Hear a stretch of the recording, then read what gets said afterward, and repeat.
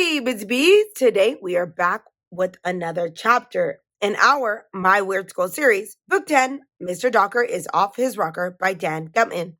But before we get into our chapter of the day, we are going to get into our riddle of the day. And the riddle of the day is, give me a drink and I will die. Feed me and I'll get bigger. What am I? I'll tell it to you again. Give me a drink and I will die. Feed me and I'll get bigger. What am I?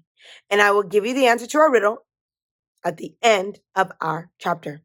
So let's pop open the book and fly through this adventure together. So the last time we were reading, we were talking about chapter 7, the truth about Mr. Docker. The kids are wondering, who is he? Is he a crazy mad scientist that switches out brains? Or is he just a regular science teacher? I don't know. But let's get into chapter 8. Don't try this at home. It was Friday, the day before our big spy mission. Mr. Docker had a bunch of cardboard milk cartons on his desk and some little square mirrors too. What are we going to do with this stuff? I asked.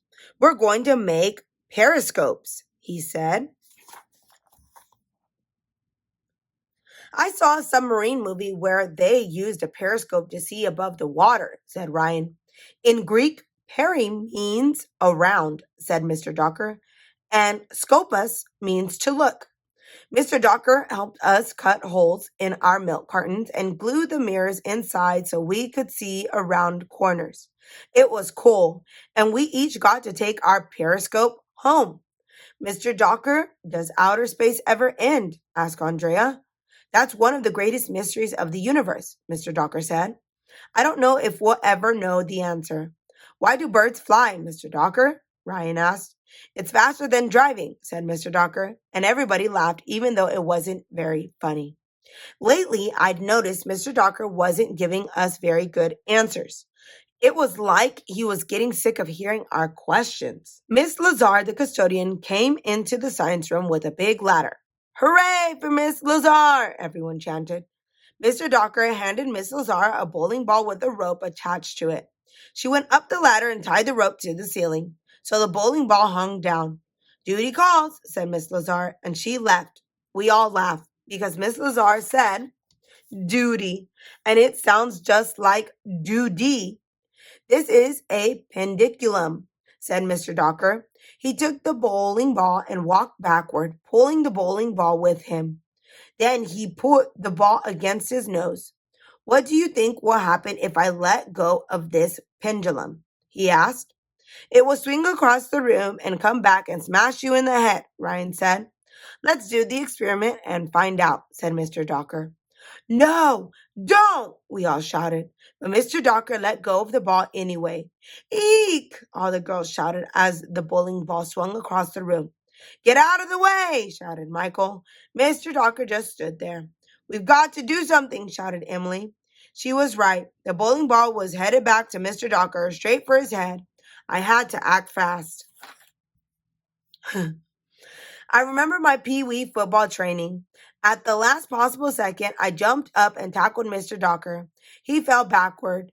We crashed into the skeleton in the corner. Bones went flying everywhere and the skeleton was destroyed. But I had saved Mr. Docker's life. All those football practices paid off. Why did you do that, AJ?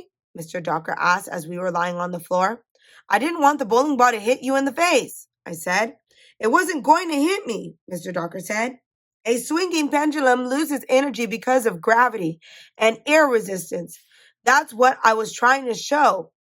Oh, I said, sorry. Maybe he was right. But if you ask me, a grown man shouldn't stand in front of a moving bowling ball. And that is the end of our chapter for today. Oh my goodness. Would you have done that if your science teacher was demonstrating something like that? That was just crazy. I cannot even believe AJ tackled him to the ground. All right, let's get to the answer of our riddle. Our riddle was, give me a drink and I will die. Feed me and I'll get bigger. What am I? And the answer is, drum roll, please. A fire. A fire. If you put water, which it says, give me a drink, if you put water on a fire, it will die, meaning it's going to begin to go out.